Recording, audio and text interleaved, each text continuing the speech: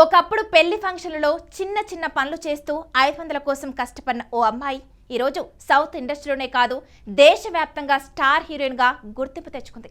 ఆమె అందం నటనతో కోట్లాది మంది అభిమానులను సంపాదించుకుంది. కానీ ఈ స్థాయికి చేరుకోవడం వెనుక ఎన్నో కష్టాలు త్యాగాలున్నాయట. మరి ఆ టాలీవుడ్ క్వీన్ ఎవరు? ఆమె స్ట్రగుల్ టు స్టార్డమ్ జర్నీ ఏంటో ఈ స్టోరీలో చూసేయండి. స్టార్ హీరోయిన్ సమంత రుతుప్రభు ఇప్పుడు సౌత్ ఇండియాలోనే అత్యధిక రెమ్యునరేషన్ తీసుకునే నటీమణులలో ఒకరిగా దూసుకుపోతున్నారు. అయితే ఈ స్థాయికి చేరుకోవడానికి ఆమె వెనుక ఎంతో కష్టం, నిరంతర శ్రమ ఉన్నాయి. రీసెంట్ గా ప్రముఖ యాంకర్ సుమా కనకాల హోస్ట్ చేసిన ఒక టాక్ షోలో సమంత పాల్గొని తన కెరీర్ ప్రారంభానికి ముందు చేసిన మొదటి ఉద్యోగం గురించి ఆసక్తికరమైన విషయాలను పంచుకున్నారు. ఆ షోలో ప్రముఖ దర్శకురాలు నందిని రెడ్డి సమంత గురించి ఒక ఆసక్తికరమైన విషయాన్ని బయటపెట్టారు. సమంత చిన్నప్పటి నుంచి చదువులో టాపర్ అని, ఆమెకు ఆస్ట్రేలియా వెళ్లి ఉన్నత చదువులు చదవాలని ఎంతో కోరికగా ఉండేదని తెలిపారు. దీనిపై సమంత స్పందిస్తూ అవును, అది నిజమేనని ఒప్పుకున్నారు. ఒకవేళ తన తల్లిదండ్రులు ఆర్థికంగా స్తోమత ఉండి తనను చదువు కోసం విదేశాలకు పంపించుంటే ఈ రోజు తాను సినిమా ఇండస్ట్రీలోకి వచ్చేదాన్ని కాదని, అసలు హీరోయిన్ అయ్యేదాన్ని కూడా కాదేమోనని అన్నారు.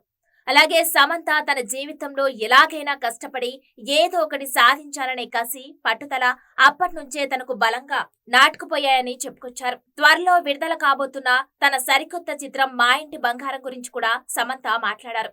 ఈ సినిమా ట్రైలర్ లో కనిపించిన యాక్షన్ సీన్స్ పై ప్రేక్షకుల నుంచి వస్తున్న రెస్పాన్స్ పట్ల ఆమె సంతోషం వ్యక్తం చేశారు. సాధారణంగా ప్రేక్షకులు తనను సాఫ్ట్ లేదా గ్లామరస్ పాత్రలో చూడటానికి ఇష్టపడతారని, కానీ తనకు వ్యక్తిగతంగా స్టంట్స్, యాక్షన్ సీక్వెన్స్ చేయడం చాలా ఇష్టమని తెలిపింది. ఇక యాక్షన్ సీన్స్ తెరపై సహజంగా పండాలంటే శారీరక దృఢత్వం చాలా అవసరమని, అందుకే తాను ఫిట్నెస్, వర్కౌట్స్ విషయంలో ఎప్పుడు రాజీ పన్నని సమంత స్పష్టం చేశారు.